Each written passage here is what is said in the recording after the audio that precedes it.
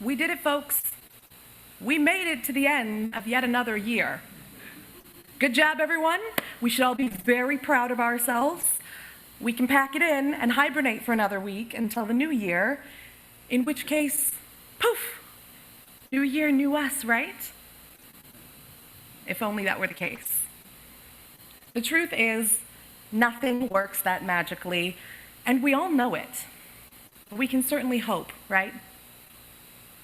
Today, though, I want to talk a little bit about the who we've been, the who we are, and the who we want to be.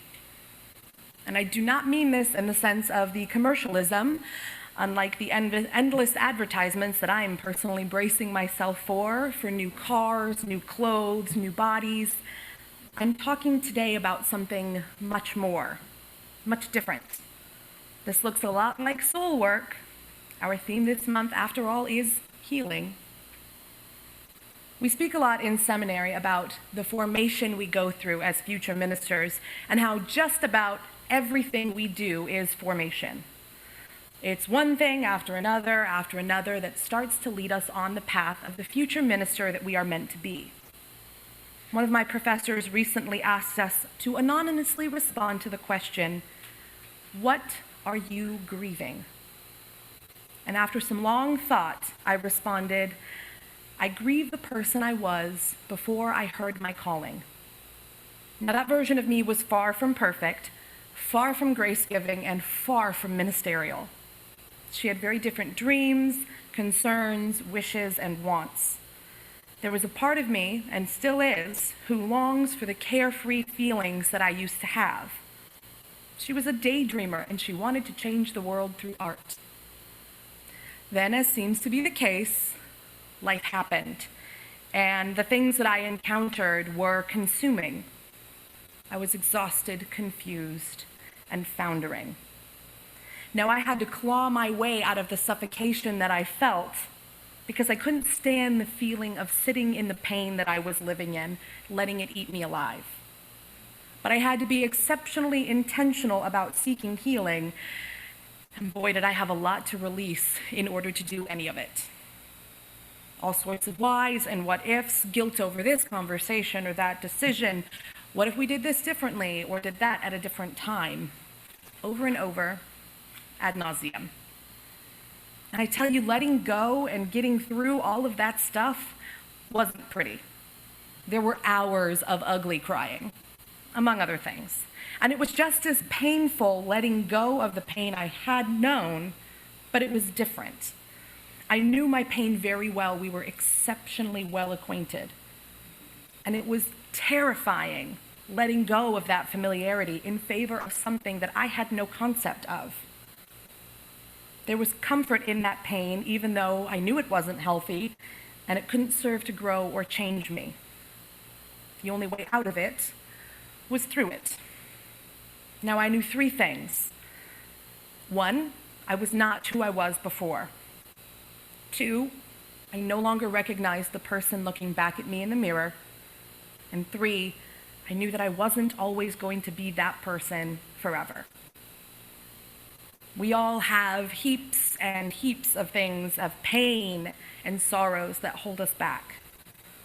Sometimes they're small things, little annoyances that we can't shake, and they dig and dig at us, and maybe we'll spend hours of our day rolling them around in our minds. Other times they can be much more life-altering. Illness, death, major life changes. And often they can be somewhere in between. It's important to note that these things, big, small, or somewhere in the middle, don't define us. Not really. They may define us for a little while. Indeed, sometimes they must do so for us to be able to move through them. We embrace them for what they are, and for as long as we need to embrace them, and not a moment longer. These things can be a part of the foundation of our future selves, but we mustn't let them become that future. Once these things begin to hold us back from our potential, it is imperative that we work to let them go.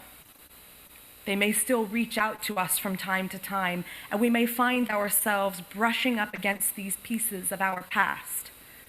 But part of our soul work is to recognize, or at least learn to recognize, that which had a place, whether we wanted to give it a place or not, no longer now does have a place with us.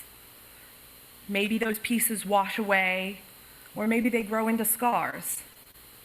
Perhaps they're a wisp of memory, or maybe a joint that grows a little tight in the cold. However they may be for you, we know that they are a part of our journey, and travel on we must. There's a term that Reverend Summer Albayati used in our reading today, and I wonder if you caught it. I'll reread it now. In betwixt and in between, we move in the liminal spaces that show shades of what can become, of what can be. Liminal spaces. Limen, the Latin word for threshold. And it's a fitting term, because when we release the things that hold us back, we've sort of released a little of ourselves. And when we release a little of ourselves, we're left in a space of, what if? We're at a threshold that we have yet to cross. We don't know what's on the other side of that threshold, and it can be scary and exciting to consider. But we know unequivocally that we cannot stand rooted on this side of it. So we hover on the brink of change.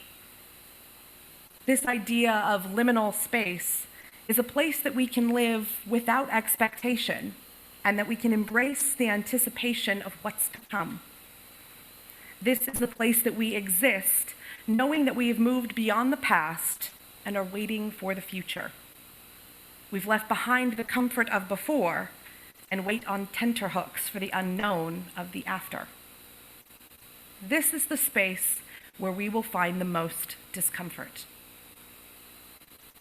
Picture walking along a long, seemingly endless, empty hallway, perhaps that of a well-aged hotel, maybe with a little bit of dodgy lighting. There's no sound apart from the sound of your feet on the off-tread carpet, the inhale and the exhale of your breath. No other people, no sights, nor sounds. You are completely alone. If I engaged your imagination enough, you might have felt a prickle along your skin, or felt the hair standing on the back of your neck. Maybe you shifted a little uncomfortably in your seat, because that was liminal space. The unknown unnerves us and excites us. Some people call it the quiet before the storm. Now, this is something that I find myself experiencing frequently on this journey to ministry. Monthly, as I struggle through the liminality of sermon writing, I know where I've been, I know where I want to go, and frequently I have zero clue how to get there before Sunday and still make it something worth hearing. But in the end, it always ends up being exactly where it's meant to be. But also this seminary experience. I don't know what being a minister is going to look like. I know that my past informs much of how I minister, and I know it will look very different on the other side of this in-between space of student, of intern minister. There's a whole lot of space in liminality in which to learn and grow and be in the what if, the I don't know. It's scary, it's thrilling. I both long for the next phase, and I relish this place, here and now. And I imagine every adult in this room has at least one similarly liminal experience that they can recall. Liminality isn't confined to just the individual level. We as a community and as a society are existing now in a living, breathing, liminal space, have done for almost 2 years, and will continue to. Raise your hand if you miss something about the before times.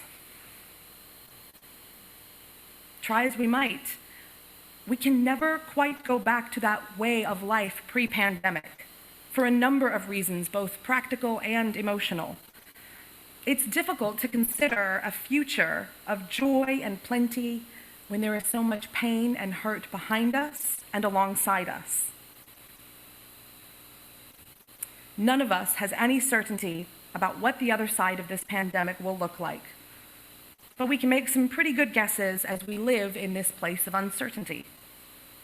For example, many of us canceled or altered events in our lives just this week, in some cases not knowing when we would have the opportunity to partake in those moments of holiday joy with our loved ones anytime soon.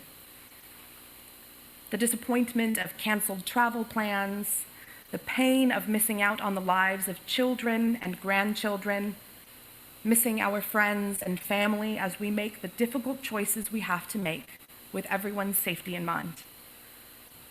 This too must be released to become comfortable in the discomfort of liminality. This too someday will be the foundation of the next liminal space that we live into and grow into in order to be something new. The time that we're in now is one of possibility, and if we are able to let go of the things that hold us back, or at the very least make a genuine effort to try to release them, then we are able to live into the anticipation. And it's an anticipation that gives us the opportunity to experiment with the potential of our future, with moments which we can grow and learn, change and explore. The beginnings of the renewal of spirit. The chances to see the world with childlike wonder, they aren't plentiful.